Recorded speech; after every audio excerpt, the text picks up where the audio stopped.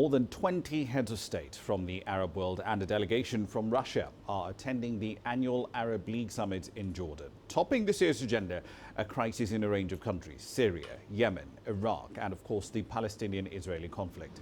The Syrian President Bashar Al Assad, however, has not been invited. That's because of some pretty sharp differences in position between the Arab member states.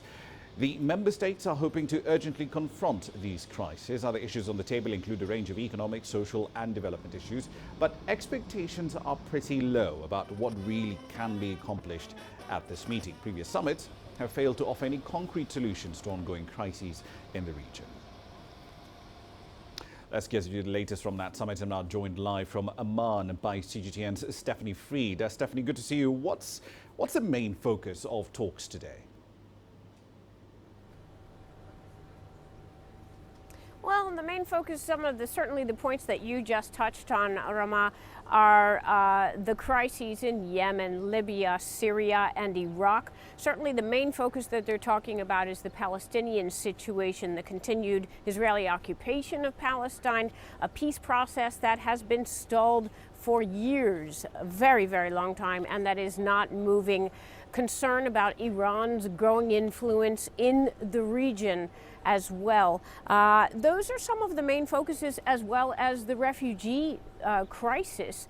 The speaker of the Arab League, who was addressing the entire forum at the very start of the forum, gave a statistic that 1 of every 2 refugees in the world right now is Arab, and that's a very frightening prospect for certainly the members that are the delegates that are present here. That will also come into focus. Economic support certainly for Jordan, who is supporting many of the refugees. So in a nutshell, those are the main topics, focuses here during this summit at the Dead Sea.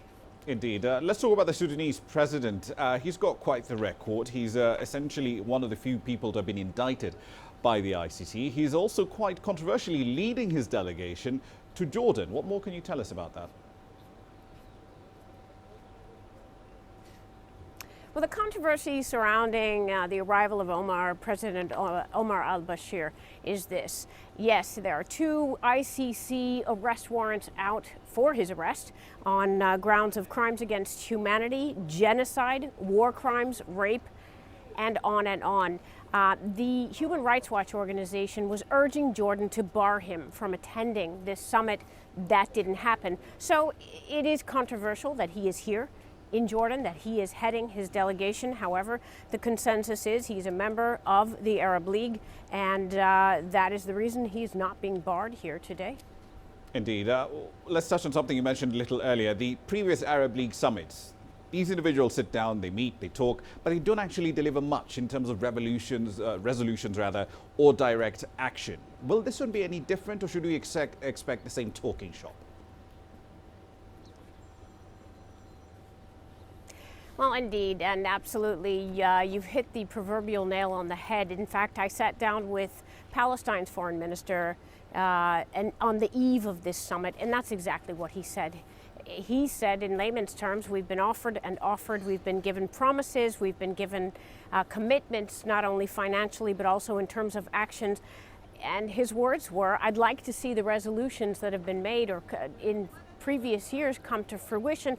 I also sat down with Libya's foreign minister, and he echoed some of the same concern in different words, but there was a concern, and he said what Libya needs most right now is certainly an end to the crisis there, to bring the country together and support.